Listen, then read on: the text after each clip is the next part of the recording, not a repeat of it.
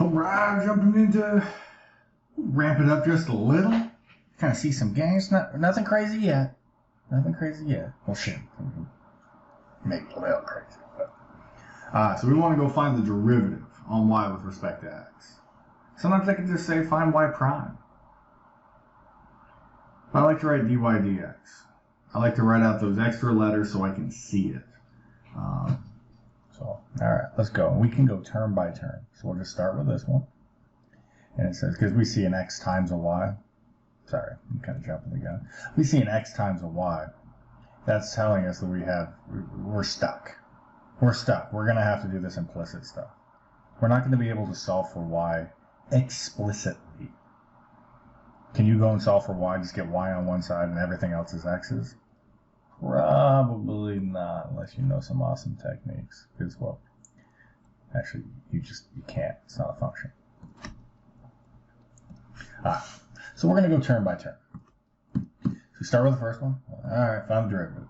2 falls to the front. We get 4x. Woo! We're done. Now we go and let's go find this derivative. So let's just jump aside. Remember this thing where we go like that one's f, that one's u, and do that. Let's do that. So, all right, x and y, and then we'll take the derivative of x. That's 1, and the derivative of y is the derivative of y. And I'm going to write it pink every time we do it. So we can just do one of these. And we put it together. You're like, okay, cool. So this is x times that dy dx, what we're looking for. And then we add it to, we're going to add it to the 1 times y. I'm just going to write it in. Cool. Minus, and now we're going to need to take the derivative on negative y squared. So the 2 is going to fall to the front.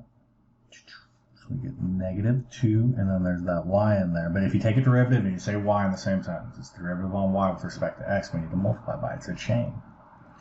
It's a chain. Back here, oops, I'm sorry, I forgot to write in the chain that we needed to multiply by 1 because the derivative of x is 1. Now, real easy to do. I sometimes jack this up and I'll forget. The derivative of a number is 0. All right, now here's the game. We need to solve for dy dx like it's a variable. We want to get everything else away from it. So let's clean it up. So we have 4x plus x times that minus 2y. Now let's put those dy dx's in there.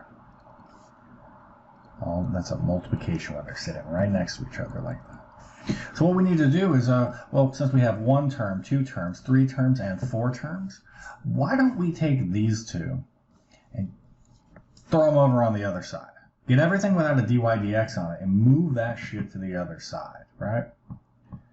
So let's take that. Let's go. We're subtracting that shit over. All right? So now we have our x, dy dx minus 2y. Dy dx is negative 4x minus y. Put those back in. And now I'm going to cheat. Look what's going on. Actually, I'm not going to cheat. I'll do it. We want to solve for this. Good thing it's on both terms. We can now factor it out to the front. So we take that dy dx, we do one of these, and what's left? X minus 2y. Divide this out, and we got our solution. We can find out that our dy dx is indeed equal to negative 4x minus y over x minus 2y. And there we be, huh? A little solution with some x's and some y's. Now, your solution might look a little different. If we change all the signs up top and we change all the signs down below, like that, that's also the same solution. I don't know if you caught what it did, but you changed all the signs. So the subtraction in the bottom, you can just turn that shit around and change its sign and change all the others. So both of them are sufficient. They're correct. It just depends upon what direction you went. We would have ended up with this if in this moment, instead of subtracting this over, we would have subtracted all of this over. It just changes signs. Blah, blah, blah. There's how we solve one of these problems. They're tough, right? There's a bit to it.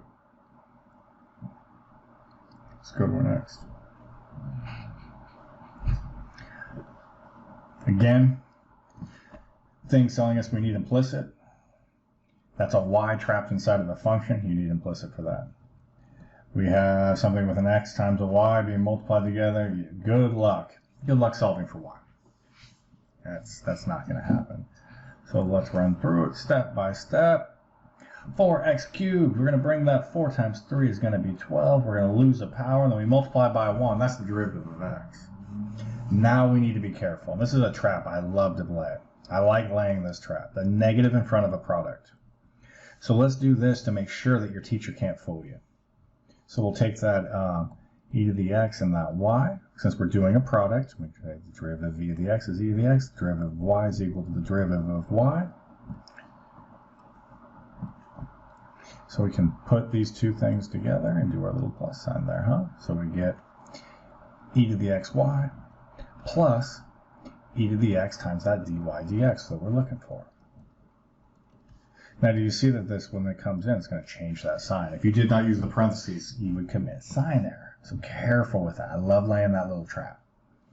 Okay, now next we're going to take the derivative of cosine of y. So we take the derivative of the outside first, so that's negative sign, and we leave the interior alone. And then we multiply by the derivative of the interior. And what's the derivative of y? It's the derivative of y. We just write it down, and we set this equal to 0, because the derivative of a constant is equal to 0. It's just a flat friction line. Now our game becomes, again, we want to get everything with a dy dx on one side and everything without it on the other.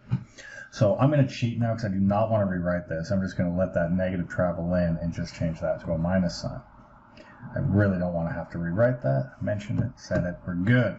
So let's move all of this over. We're just going to add our 12x, or subtract our 12x squared and add our e to the xy. So what are we going to end on both sides? And then we're going to, what's left over here? We got negative e to the x minus sine of y, and they both have a dy dx that we're about to factor out. But I'll leave it there for now, huh? And we set this thing equal to, so let's write the e to the xy first, minus the 12x squared. Now we're going to factor the dy dx out to the front. This is where I'm cheating. Factor it out to the front. And we can divide out what's left. Now we divide out what is being multiplied by, that negative e to the x minus sine of y on both sides.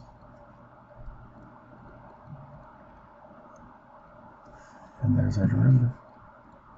dy dx is equal to e to the xy minus 12x squared all over negative e to the x minus sine of y.